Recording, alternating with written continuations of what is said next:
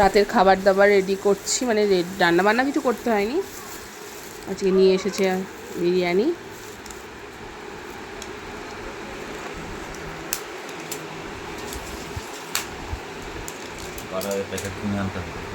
হ্যাঁ, স্যালাডটা ঘরেই বানিয়ে নিয়েছি।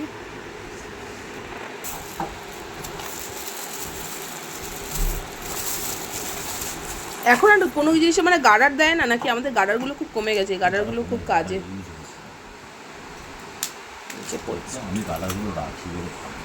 খাও খাও, আমার মেয়ে তো স্যালাড খেতে ভীষণ ভালোবাসে।